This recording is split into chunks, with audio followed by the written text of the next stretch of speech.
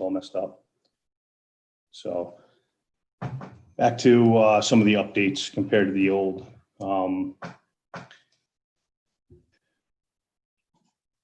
So separate apart from the state law, this policy has been reviewed in its entirety to account for evolving national trends and recent changes to federal and state laws regarding law enforcement use of force. And some of the changes include the purpose and scope. Basically, the purpose right here is the content has been added to better convey the application of use of force relative to other policies. Some of the definitions have been updated relative to other policies as well. There's a duty to intercede. Basically, it requires an officer to intervene and report situations when other law enforcement officers or a member is using unreasonable force, regardless of rank. So if somebody is, say there's a chief or a lieutenant using excessive force, a police officer or a sergeant still would be able to report him that he's using unreasonable force. So rank goes out the window. Here, policy. De-escalation has been changed, new subsections for use of force.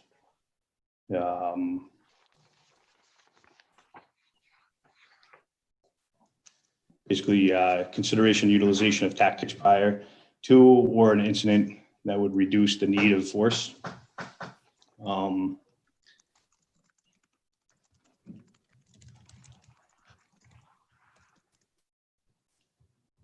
Factors used to determine the reasonableness of force has been updated and adding clarifying language. Use of force to seize evidence has been added.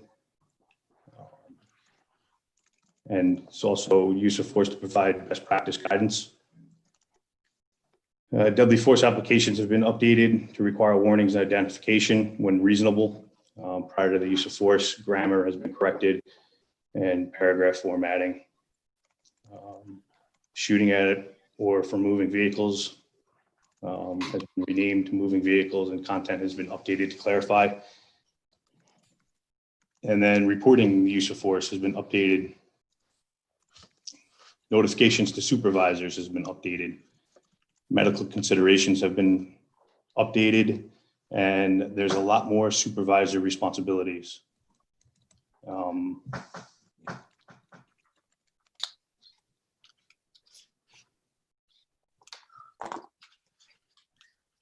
And that's, I believe I covered it all. Dave, did you mention?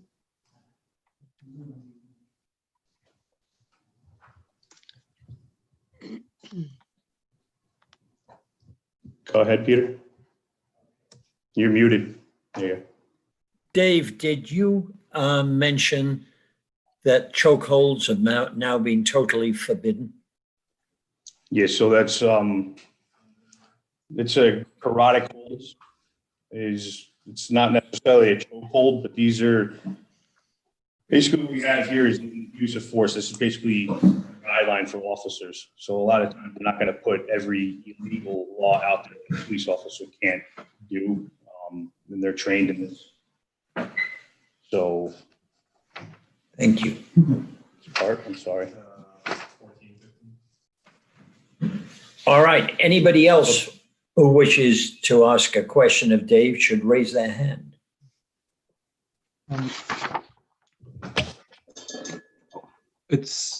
we going to go through the provisions, or how are we going to address it? Are we going to, if there's issues concerning language, how do you want to work it?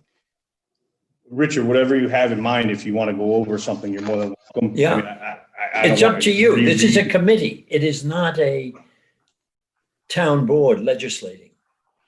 I'm open to any input. I mean, I've worked. We're trying to make it as good a document as we can. Okay. I just took some notes so I can, if it's all right, I'll just maybe ask some questions that I had that I made along the way. Is that okay? Absolutely. Okay.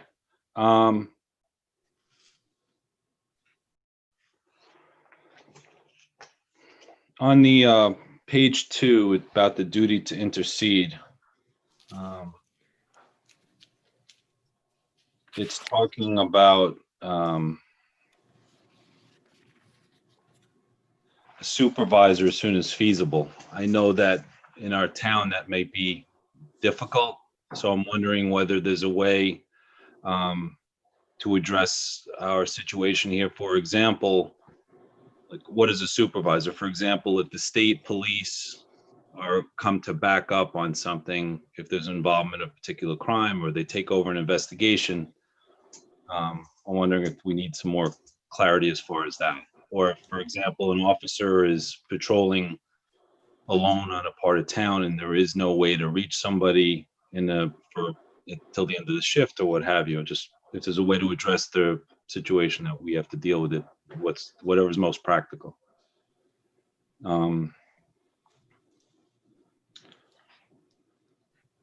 So that's one question. Under paragraph 6, says appropriate use of force in each incident. I'm wondering if we should just say under the circumstances. Maybe it's better language because there's no definition of incident, so it's a broader. Sorry, where are you on this one? I'm sorry, I'm on paragraph 6. Given the no policy. Okay. At the end of the sentence, it says use of force in each incident. I'm wondering whether under the circumstances may be better. We don't have a definition of an incident. That way it just is a broader catch-all term.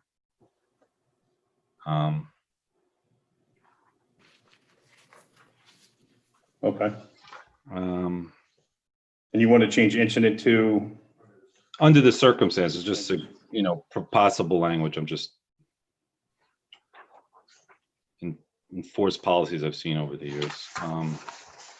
So, Richard and Chief, when you were talking about the first paragraph for duty to intercede and report, I wondered about the word clearly beyond that which is objectively reasonable, because clearly beyond seems like a standard that an officer then might be judged by in the event that they make a report. It's unclear. Don't you think it should be the officer's own judgment? Like an officer present and observing another law officer or a member using force, that in the opinion of the observing officer is, in the reasonable opinion of the observing officer is shall intercede, clearly beyond that which is objectively reasonable. That would be that's not defined, and I think it could lead to circumstances where either the officer would be judged that he or she should have intervened or that he or she shouldn't have intervened. And I think that this is going to be a really key provision of the new policy. So we may want to think of other language and flesh it out a little more. Okay. David, could I comment on that also? Absolutely. When I was reading through that, going with both of the comment by Richard and by the lady now, Ms. Morrissey, when I was reading through that, just on my years of experience, I didn't have any problem with that. What I had a problem with was the paragraph or two after that, where that it said that, an intervening officer may not have understood what had gone on prior to that or after that. And based on having lived in America all my life for all these 70 some years, that to me continues what I call the blue wall of silence. There was everything that you'd said up to that point, I could go along with. But then that brings back what I call in Monopoly the get out of jail free card, where you're telling an officer if he sees someone using unreasonable force there to say something. But then when we put in that paragraph about you didn't see what went on before, you didn't see what went on after, that's a way to continue what we've done for the last 200 or 300 years, of where when we have these, quote, I hate to use the term bad apples, or someone who's done, something wrong, the new person coming on is afraid to say something, because in spite of everything that you put in there that's good, we still continue this, that we are a police force and we've got to look out for each other. And then nothing's changed. Is there a specific paragraph or paragraphs you're looking at for that? I didn't bring my stuff upstairs.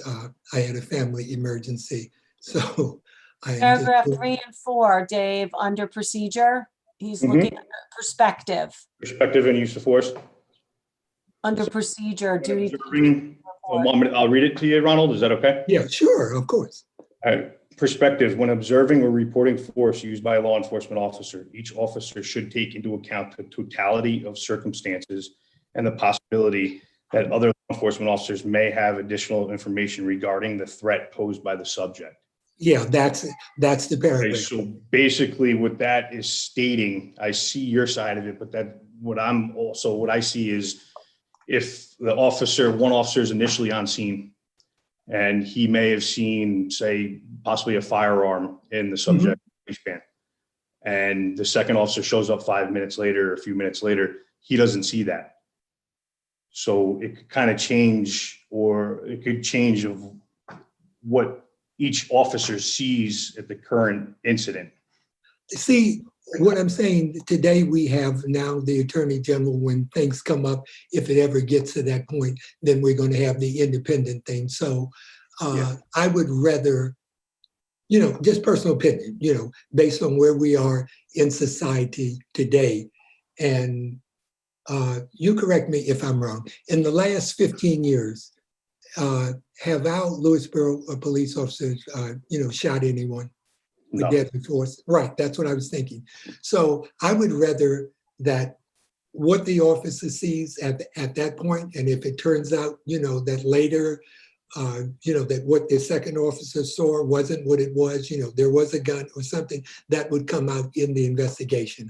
I'm just saying, based on where we are in society today, I would, 99% of the people that we're going to hire, and I hope we get to the point where we discuss hiring also. I mean, people get into it for the right reason, and they are good people.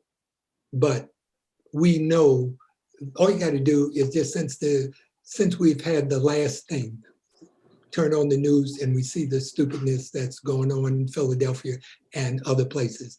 Let the body cams and let the Attorney General or an independent person from the outside decide that the second officer, that what he saw wasn't what was really there. I'm not in any way disrespecting of the police. I'm just saying that where we are today, let's try to be reasonable with what goes on. It's just an opinion. The rest of the committee may say I'm off base. I agree with Ronald, but I think, Chief, what you're trying to, it's not so much about observing or reporting, because reporting is something that we shouldn't put restrictions on. But what we want to do, I'm sure what you want to do, is to make sure that in this situation, the police officers are safe. So you don't want intervention to take place if the other officer has arrived on the scene later, doesn't have all of the, so I think that's where you're going, rather than Correct. that someone should be hindered from reporting. So we can probably achieve that with some changes in the language. Correct. Thank you, Ms. Morrissey. That's all. David, you understand where I'm just trying to say. Ronald, 100%. By all means, I'm no lawyer. Neither am I. Most police departments have companies that rewrite all these. Lexipol, for example, is one of them, and it's a team of lawyers that actually show up and write this for departments. So, I thought you did a great job in writing it. I want to say that up front. Thank you. David, there's one thing which I didn't see much of any reference to, and it's been brought to the fore, I guess, by Philadelphia. mental health. Do our officers get training in recognizing somebody with mental health issues? Yes, Peter. Yes, we have in-service training every year, as well as in the police academy. You have numerous block hours of mental health training. And Because this town has attracted a lot of children in particular with mental health issues. correct. And we're also trying to set up some programs where we could identify these children, teenagers, adults, and kind of have an opt-in program where they could tell us their needs, and when we respond to an address, it red flags the address. So I'm in the process of working with the state police on that as well. So it red flags an address, red flags a person. If they're in a vehicle, we're thinking of even possibly having a sticker that somebody could put on a vehicle that would identify that, like by the registration or the inspection sticker, that something that the police officers know, and we'll be able to identify that there's somebody, with mental illness or your disability or what have you. And I like Dave, the idea of a registry, very much like you've got a registry for COVID-19. Dave, what other resources do you have from the state or the county in the mental health regard and getting assistance if needed? Good question, Greg. We utilize the Westchester County. We have each department in Westchester County has a hotline, and two people that are assigned to our particular department. And any mental health incidents where we need advice or something outside the box that we're not used to, we would contact those individuals, or even a counselor that'll come and assist us.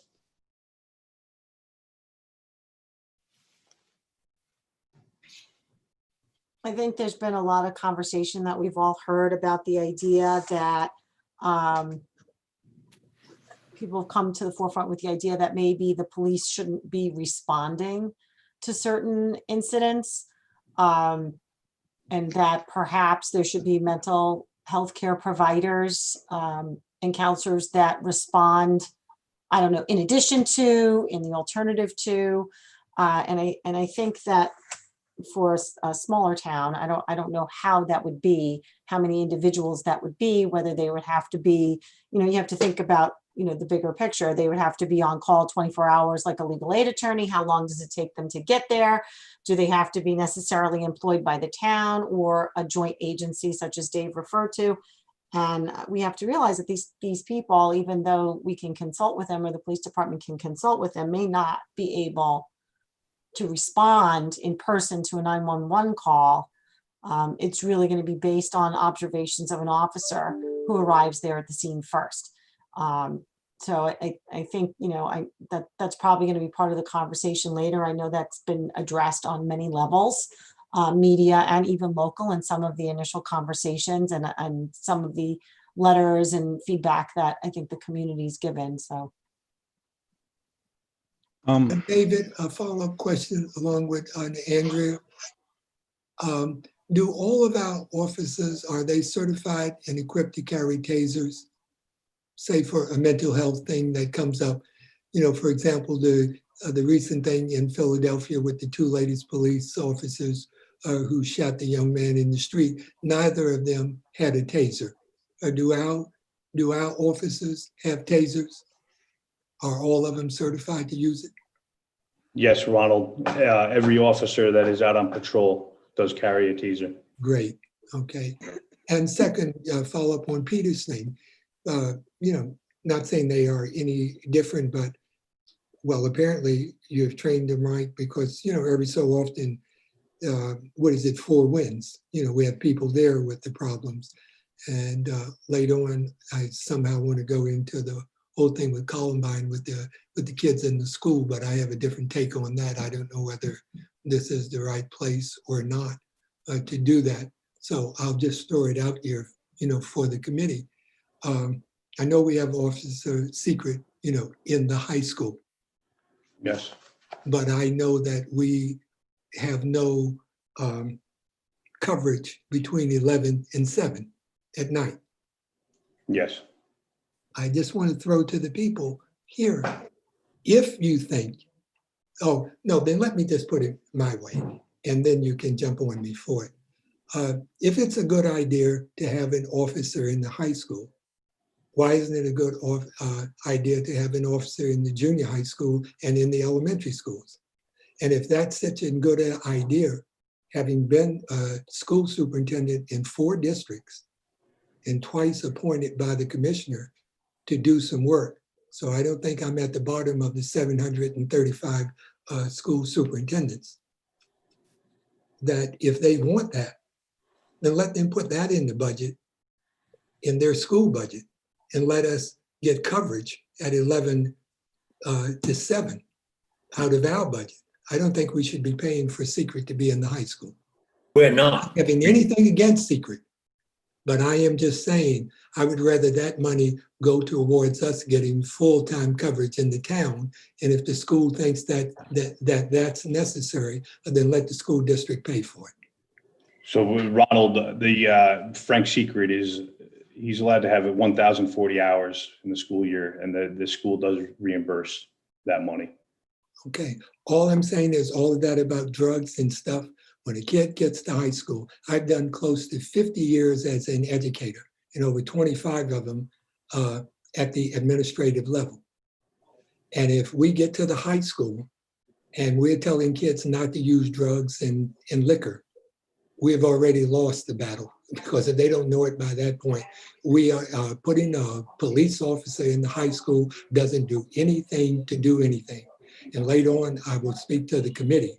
I happen to be able to speak to the superintendent from Columbine. And what you read in the papers and what really went on there are 2 totally different stories. Yes, I'm a little bit biased, but I'm biased based on my experience as an educator. You know, the school district needs to cover what they want to cover. You know, we can cover football fields, then let us cover, let the citizens of the town have full-time police coverage. If the school district wants to do it, God bless them. I went in Mount Vernon and I went in Greenberg, and in both places, I pulled the police out of the schools. Nobody got shot. Nobody got stabbed. I was in New York City as a principal when we had regents exams. And the procedure was that someone would call up on Regents Day and say, I have a bomb. Now, if you were a superintendent, a principal like I was in Manhattan, that meant the fire department and the police came there and the kids didn't get to do the regents. Now they had only one other chance in August to do it. Now, nobody would say what I'm about to say publicly. When kids would call up and say, I have a bomb, I would say, have a nice day. And the regents continued and the kids graduated on time. You know why I did that? Because the police commissioner said he had to say what he had to say, but he expected us as principals to use common sense. So what was he telling us? Ignore the calls. Otherwise, we would tear up the city. Now, nobody would tell you what I just said. They'd say I'm a fool, but I'm a retired superintendent. What are they going to do? Fire me? They've already done that.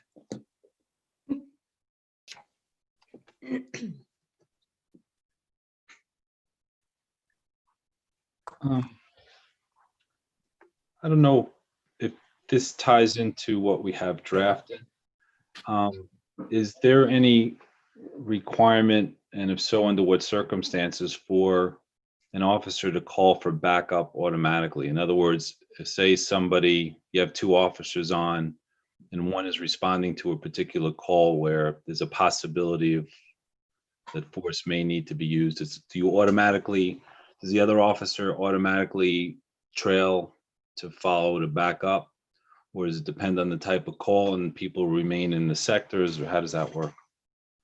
So it's a interesting situation. For domestics, there are automatically 2 cars. But I'll be frank with you right now. We have 1 officer working. Friday nights and Saturday nights are the only times we have 2 Lewisboro officers working.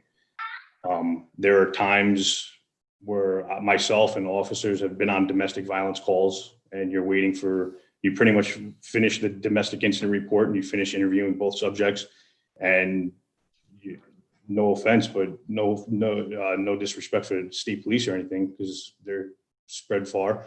They're showing up while you're kind of clearing. So that's a problem. We've addressed it with this year's budget or next year's budget. So hopefully we get 2 officers on at every shift and go from there.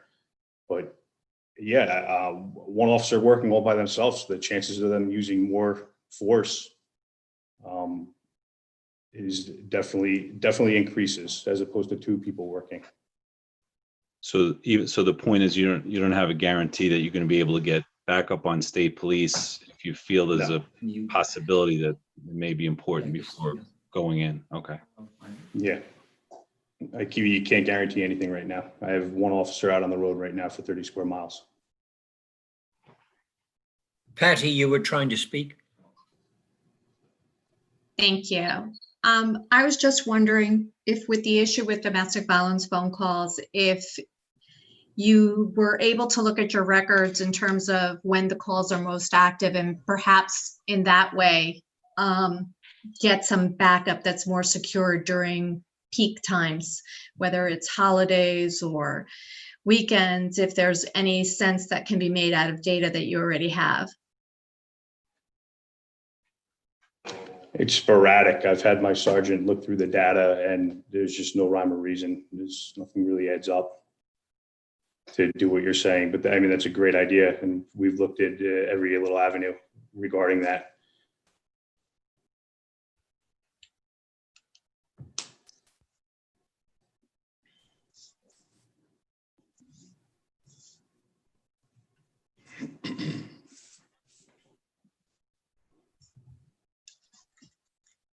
Maura, do you have any, you've got a lot of experience of working with our police, right? Are you talking to me, Peter?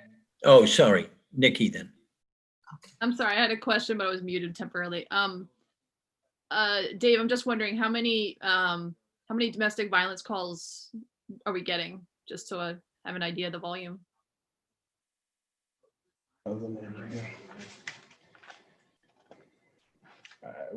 don't have the numbers with me off the top of my head. I literally just had Erica's working right now at the desk, and I had her update our monthly reports to include more topics.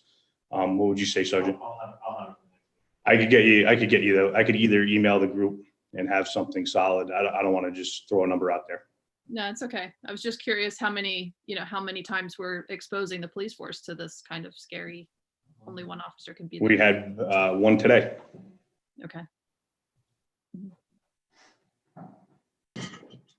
Chief, as far as overall trends, I'm not holding any specific numbers. How, say, over the last few years, have the trends in any particular categories changed, whether it's domestic violence or any other categories of responses? Since COVID, we've seen a huge increase in mental health calls, tripled since last year, and suicidal subjects, I would say, tripled as well. Increase in domestic violence. What else? That would be other than that, our overall call volume has probably about double the last 5 months. Yeah. So I have my sergeants across from me. He was stating, Andrew, why don't you speak? So he's referring to the overall call volume have doubled since COVID on a monthly basis. So just increase, you have your neighbor disputes, everybody's home, stuff like that. Do you have any recommendations as far as while we're still in COVID and coming into winter time as to what might be a more targeted way to address it, specifically being in COVID, what may help us most efficiently? I mean, we're kind of limited right now. We'd like to create and participate in, more community events, but we're honestly limited due to COVID. So my whole goal was coffee with a cop and some sort of events like that, public outreach, but COVID's really limiting everything. Right. I think everybody should be aware that you only have to sit at my telephone for a few days and you would realize that isolation in the home is having a very significant effect on individuals. I get some very weird calls and which just go on and on and on. I would not refer them to Dave unless I thought there was some danger of violence. But I'm not a mental health expert. Dave, taking into consideration the news today about Europe and their second wave and how I think it's France is closing for the month of November or something of that nature, it's a kind of crystal ball into what we may be looking ahead to over the next few months. Do you have any ideas as to if how you feel is you can best handle the situation that's already gotten so much worse? And if, God forbid, we have to shut down again to some extent, how you would like to see or what help you would need to deal with this situation?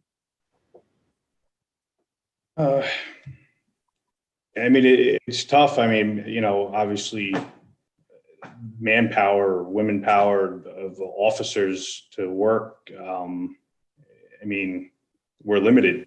We're a small town. We have a small police department.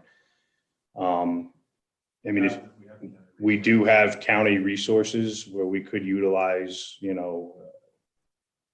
mental health, domestic violence, we have all these contacts that we could reach out to for residents. As far as the police needing help, we do have resources where we have zone response levels. If there's ever some sort of riots, protests that are not peaceful, et cetera, we do have resources that we could have people and officers respond from other towns and villages that will help.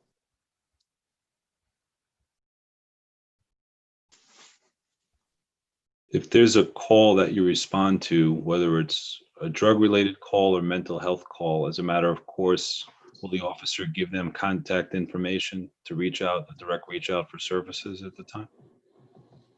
Yes, Richard. Yeah, we have business cards that we'll hand out. Even domestic violence, we have hundreds of pamphlets. Everybody has them in the patrol cars, and they will hand them out to the people at the scene. Part of our report. And it's part of our report as well, in a domestic incident report particularly.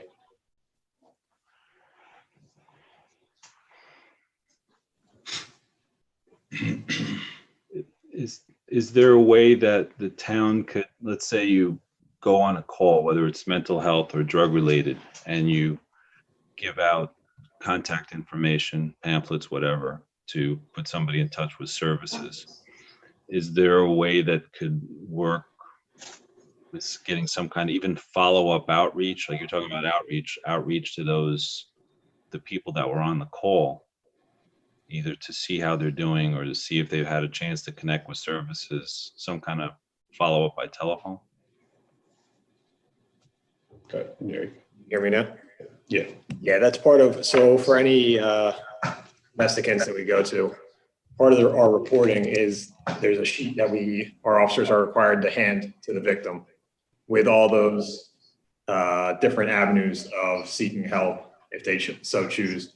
We also, part of our reporting is to actually follow up. So we have a liaison for our domestic violence reporting who is required to follow up with the victim within a few days after the incident to see if they have sought any help, if they need any more contacts, if there's anything else that we can provide them. Okay. So there's a mandatory follow-up to complete the report to ensure that there's been some kind of follow-up contact. Correct. Great. And also, Richard, on the drug aspect of it, if there is a potential overdose, we do fill out an overdose form, which gets sent down to county, and county follows up with them. Okay. And when there's a follow-up by, say you make a connection with some kind of outside agency, county or what have you, and they reach out, do they circle back with you to let you know if they, or do you not hear anything after that? So say you have, somebody has a drug issue, you put them in touch with somebody, somebody follows up, do they reconnect with you to let you know that, okay, we've gotten this person treatment or we've done something? And so you guys have institutional memory as to a particular person and what people in town as to that the process has been moved forward to help them some way. Not so much. I would go 50-50 with the drug part of it. Domestic violence is 100%. We have monthly meetings with them and we go over everything. Okay. Great.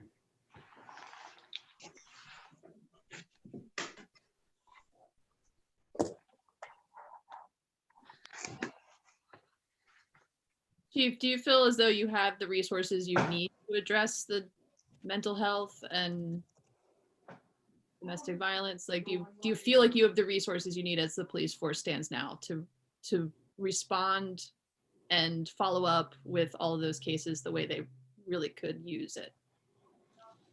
As far as county resources, yes, and domestic violence resources, absolutely. I think we have one of the best domestic violence programs in probably the country, along with Pound Ridge and North Salem, Somers, and everybody that's in this little circle right now. And I know Chief Dave Ryan is trying to make an initiative to go countywide with this.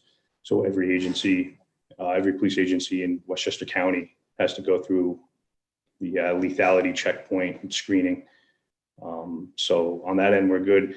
As far as the response, the initial response is, I think that's where our problem is that there's one officer responding to domestic violence calls and mental health calls. If they're during the day, I'm in the office and I'm working on, I mean, this took me weeks to do. If I'm working on this, I drop everything and I back up my officer right away.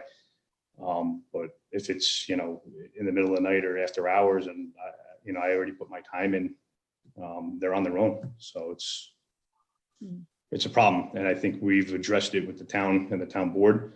And I think we're moving in the right direction. So unfortunately, you can't just snap your fingers and fix that right away. And it takes money. Sorry, I can't help laughing because there is a fairly vigorous dialogue between Dave and the town board, and whether we're going far enough or whether we're not going far enough. The truth is we're not going far enough, but there are financial limits on what we do. One of the things I find really reassuring, though, is the extent, particularly with Dave, that he manages to work with other police forces in the area, with the county, but also just with his relationship with Ridgefield, for instance, which is not even in our county or in our state. But he seems to have a most excellent relationship with Ridgefield, and the two forces work together very well. Thank you, Peter. Dave, Yes. it seems like you have tons of resources and certainly the pamphlets and cards and things to give out for either mental health or domestic violence or whatnot. But the reality is that those things are only going to be given out should you be called and you are facing a situation. Oftentimes, particularly with domestic violence or even mental health, they may not keep that information because it might cause them more problems or they're in denial or whatnot. Is there any way that the Town of Lewisboro's website can be updated to include the resources so that people have access to it on their own? Yeah, that's a fantastic idea, Patty. And it's actually in my budget for 2021 is for a new website for the Lewisboro Police. And I want to also post my use of force policy on that website so everybody could read it, no matter where you are. And that's a great idea. And I would include. Patty, did I hear a volunteer? No, but. No, Patty, I'm writing that down and I'm going to include that in our website. I think it's mental health, domestic violence. Yeah, just at least if you were to include your key resources, you don't have to include all the breadth of information that exists out there, but some key resources for each of those areas that you most often are called to so that they have a number to call to. Excellent. Steve, you were trying to speak. Thank you. Chief, you had mentioned that since COVID, mental health cases are about 3 times as many. Can you shed any light as to how much of that is involving young people? I didn't hear the question. So the increase in calls, would you say the age range? It's all walks, I'd say, right? Yeah, but a lot of youth. A lot of youth, right? It's 50-50. I don't want to go into too much depth on the suicidal stuff we've had recently, but this week it was a youth and 3 adults. Yeah, so this past week we had, this past weekend, it was a youth and 3 adults, suicidal subjects. So I believe It goes all ages. it does. It varies, Stephen. There's really no, again, rhyme or reason. Sometimes one week you'll see juveniles in the age range of 15 to 18. And then the following week it'll just be all adults, but it's a significant increase. Thank you. Chief, can you speak at all to the amount of those mental health calls that are repeat customers? I would say about 25% of them are. There used to be an instance that they were all repeats. And Yeah. now it's Can you say that again? You just say 25? I would say in the past, prior to COVID, I would say 90% of them were repeats. Since COVID and the last, I'd say 8 months, majority of them are all, I would say 90% of them are new faces. Not good. No. Chief, is there any way to build on the good relationships that you have with neighboring chiefs to formalize that through any type of IMA that could help you and help the adjacent departments as well, either by sharing resources or equipment or anything that can help everybody a little bit in what they're trying to do?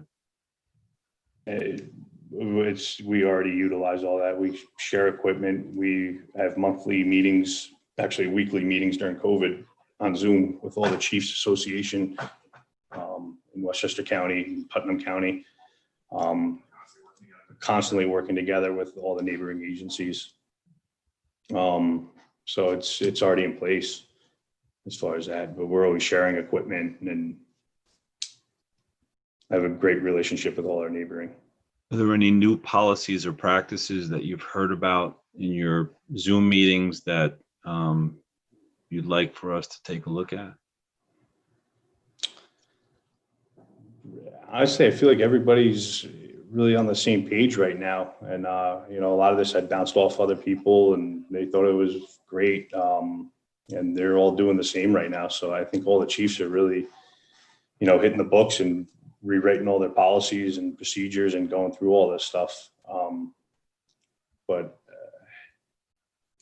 I think as far as equipment, I know there's some talks of this. There's a new non-lethal, it's called a bolo wrap. You can probably YouTube it, kind of just, it's like a taser, but it shoots a rope around and kind of ties somebody up temporarily.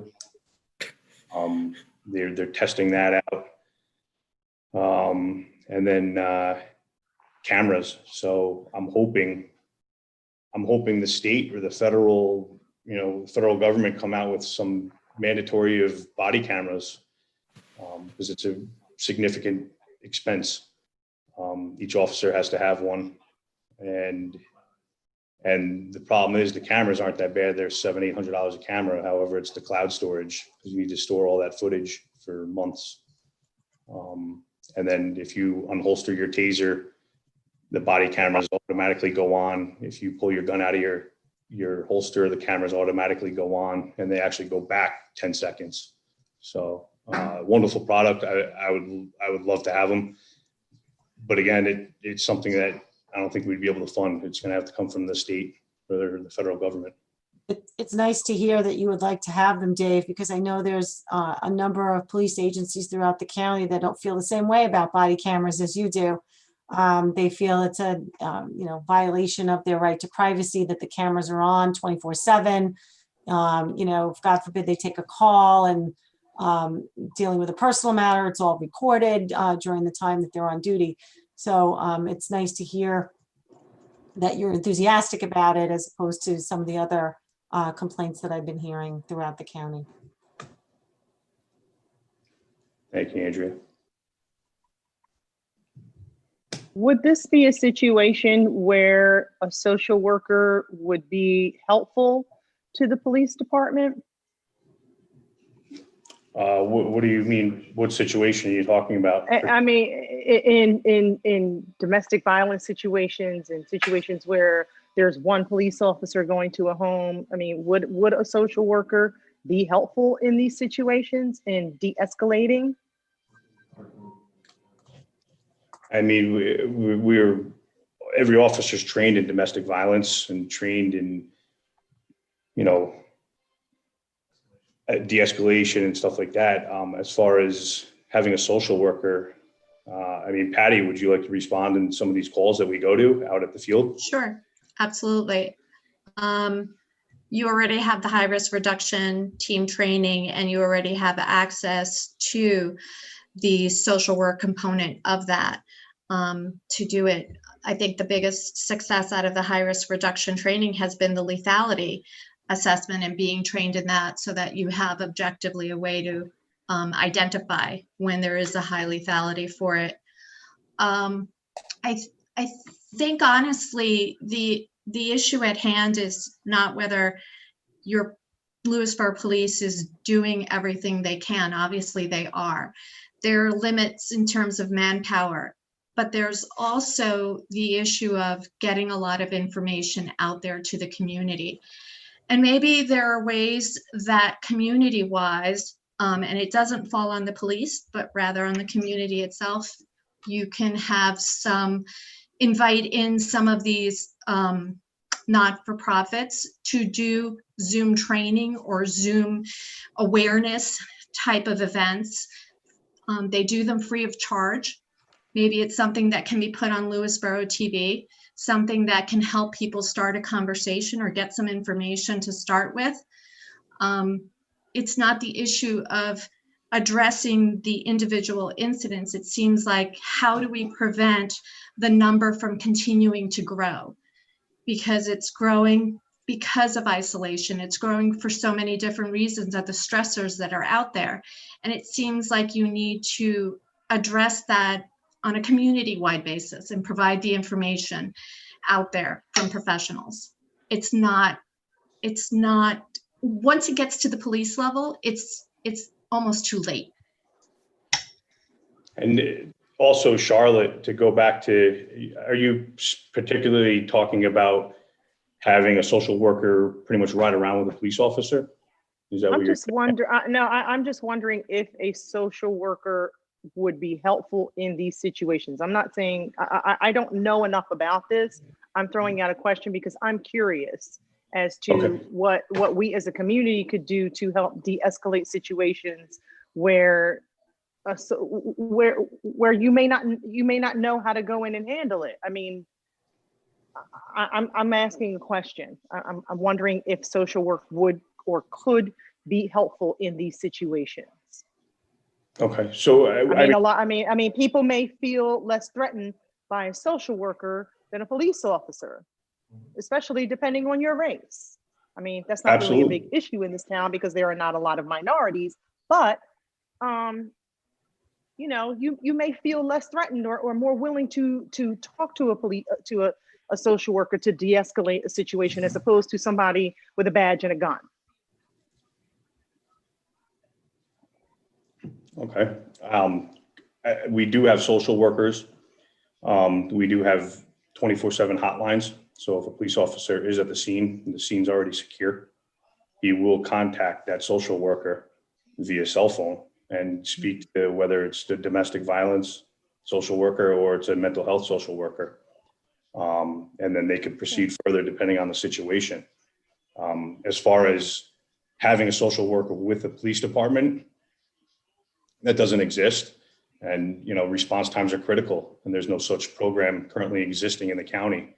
So this would require additional full-time social workers and personnel to ride with police officers, which don't exist. And that's beyond my scope. Do you think that would be something that would be helpful to you? I think the level of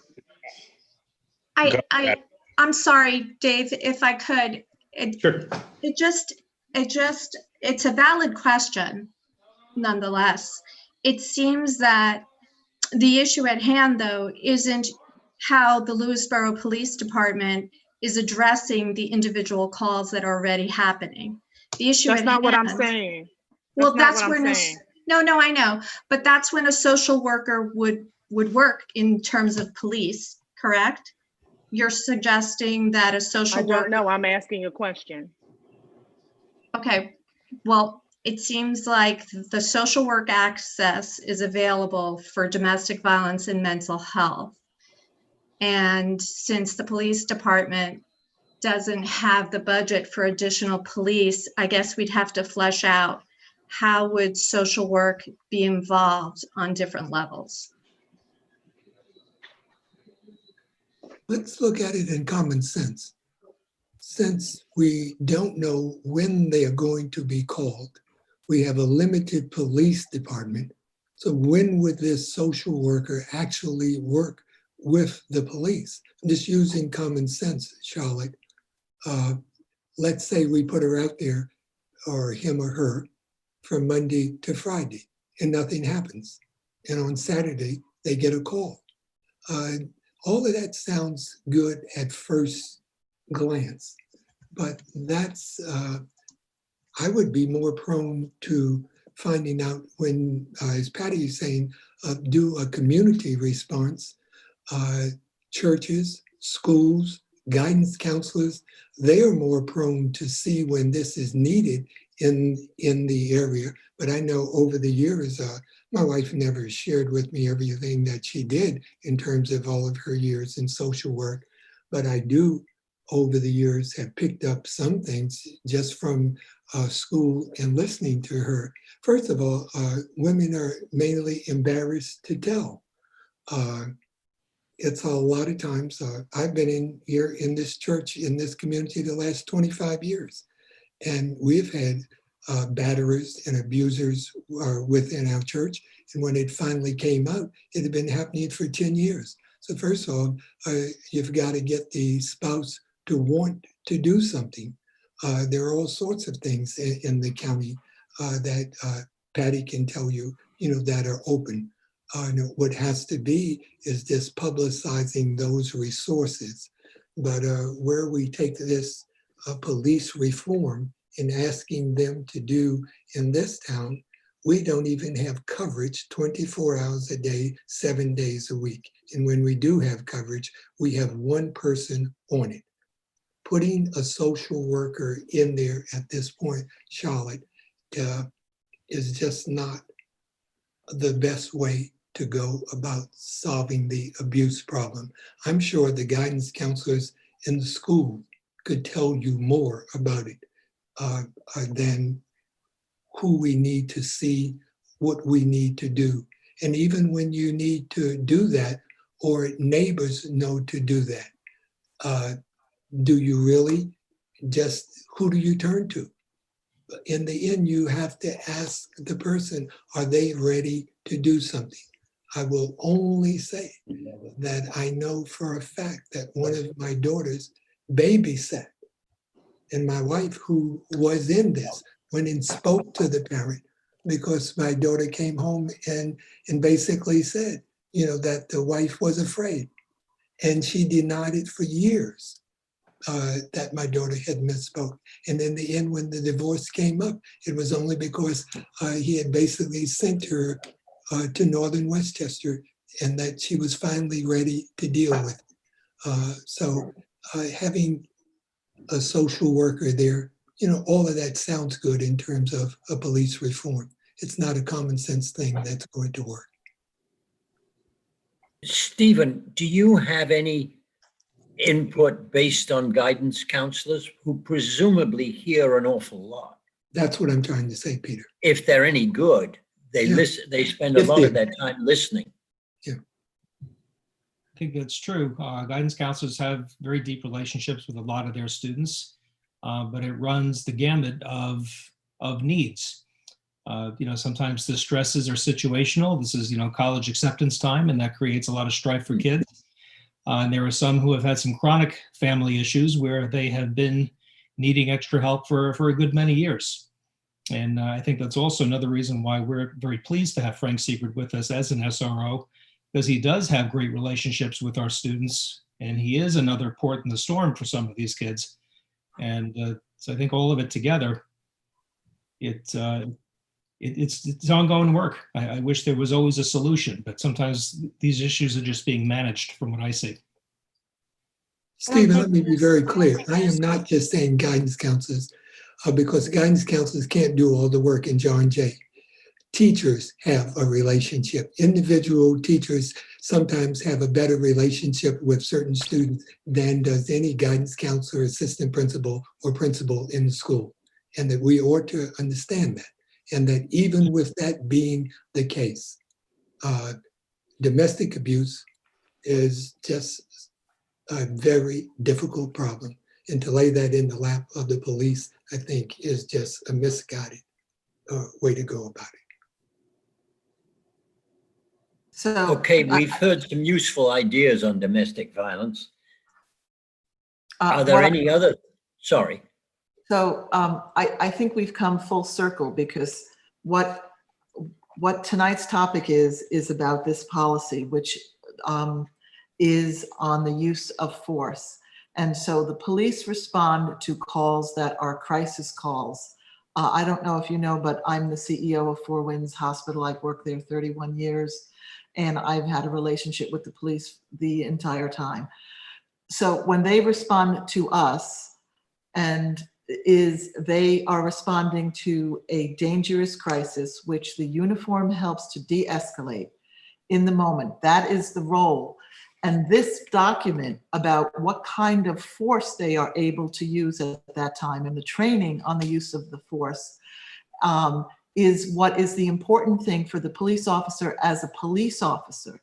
Then when the crisis is contained and the danger is contained, then it is time for social services. And I agree that the whatever efforts that the town can make to publicize the availability of resources, and Westchester County is fantastic in terms of mental health resources. I will say that for people who are not currently in care, and the police are excellent at ensuring that they provide that information. But this document is about what is going to help with respect to situations that might otherwise get out of control and result in injury to the people who are the subjects of the calls by the police. So that should be our focus. Agreed. Yes. Thank you, Mrs. Morrissey.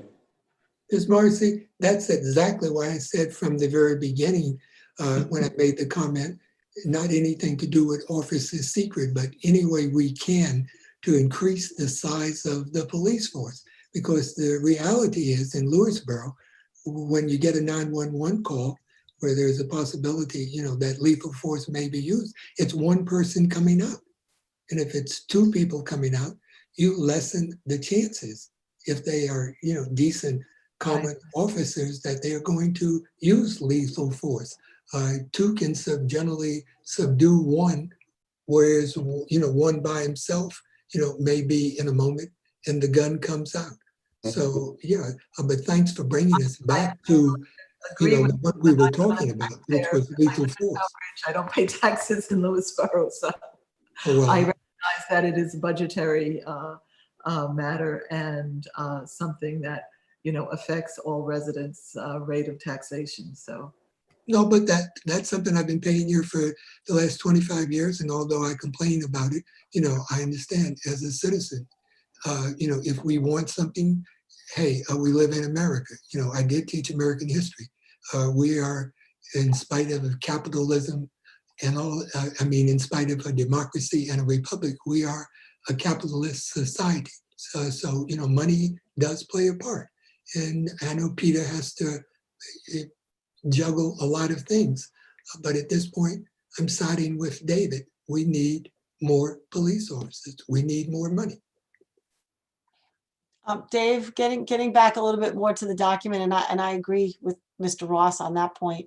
I was noticing in reading through, we talked about weapons, we talked handguns, we talked about tasers, we talked about batons, right? And shotguns. In each section, it talks about, okay, well, if under circumstances, one of these things are used, the officer's then required to follow up with a report. Is that right? As to the circumstances under which? Correct. So currently in New York State, if you pull your taser out, pull your handgun out, you have to do a use of force report, and that actually gets sent up to Governor Cuomo's office. And on top of it, I'm sorry, go ahead. No, I finish your sentence. And then if there is actual use of force, we have our own in-house. You have it with you? It's the last page of your packet. Yeah, it's the last page in there. I think everybody has it. Yes. Is basically the use of force report. And a supervisor would go out to the scene and fill that out and go over it. But as far as just initial, they want to know why a taser was pulled out, whether it was utilized or not. Same with an ASP, which is your expandable baton, and same thing with the handgun. And that has to be sent up to DCJS, I guess, in a certain time frame. Correct. And now, does every officer get training with regard to each one of these items every year? Or is every year? So it's every year. It's uniform and service training. Every year we're going to the firearms range. We're shooting our firearm, which is your pistol, the shotgun, the rifle, and the taser. And you're also getting defensive tactics training with the expandable baton, handcuffing, new legislation, state laws, federal laws, yada, yada. And Dave, that's once a year. I'm sorry. Firearms training is once a year. That is correct. That is once a year. But with each one of those things, right? So- Not just firearms, it's everything once a Part year. of a 3-day in-service process. You'd say, so the uniform and service training is 3 days long, 8 hours each. I believe it's 32 hours is actual, the required amount for accredited police agency. We actually do 38 hours with the county, so we go above and beyond. And then we also do 2 days of firearms. So when we're actually, qualifying with every gun that we have. And believe it or not, Mr. Ross, New York State DCJS standards is that an officer only has to shoot and qualify once in their lifetime. We do it every. Yeah. See, that's why I asked you. That's what I'd heard. And that to me is this, it is I was on a collegiate rifle team, and I've always shot. And as old as I am now, I still, practice makes perfect. And once a year is this, that's incredible. So, I just- Peter, can I ask or Chief, if we have specific language comments or whatever? Should we send an email? What's the next step with respect to the document? And certainly, if it's about the sense of the document, then I'd like to hear tonight. But if it's about the wording, literally, or the spelling, please just send an email either to Dave, Andrew, or myself. Does that work for you? Yes, thank you. Or should we just send it to everybody in the committee so everybody's on the same page? All right, yes. Sorry. And I'll make the appropriate corrections. Even with, what everybody said in the beginning with changes of wording, please, email me tonight, tomorrow, and I'll make appropriate changes. And then I could send it out another draft, and hopefully all agree upon this and then go in front of the public. That would be good. I'd like to see if anybody else has any comments on language, like Richard did earlier. And that way we can have a little bit of back and forth before we get to our next meeting so that we can have a more formal second draft. Just a couple of specific housekeeping things. In paragraph 47, it's referencing periodic training. Maybe that could be defined a little bit, or if there's applicable standard, or just that's defined based upon time or hours or whatever it is.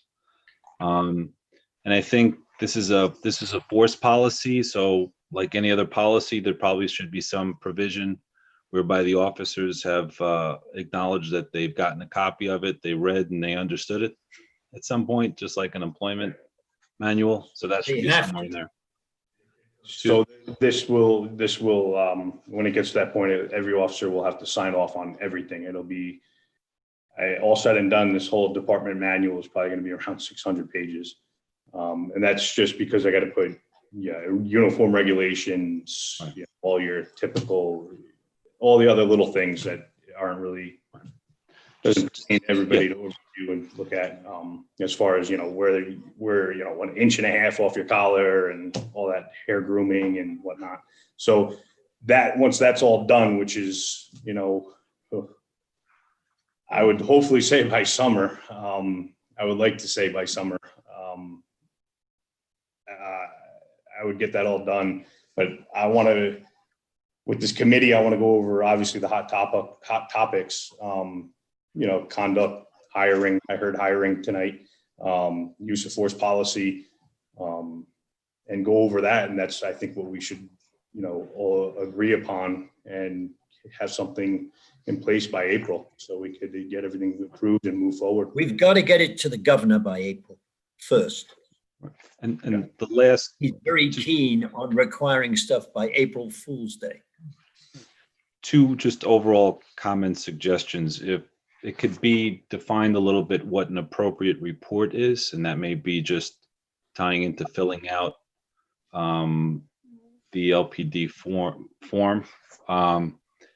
And one other last point, as far as supervisor responsibilities, just maybe a little bit of definition, who that might be. Just, I don't want there to be any ambiguity. For example, let's say state police come over and take over an investigation on a particular matter. Does that state police officer become the supervisor for purposes of what's going on? Just so there's a little more definition on that.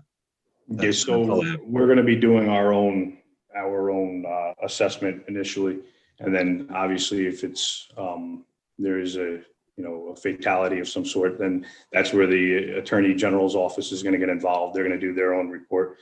I'm sure the state police are going to do their own report. So that's as far as the supervisor. A supervisor from the state police isn't going to be able to tell us necessarily what to do, or my officer what to do. It's going to have to be a supervisor of Lewisboro Police. Yeah, then maybe you just put LPD supervisor, then that takes care of it. Okay, just so it's clear. Okay, thank you. Anybody else?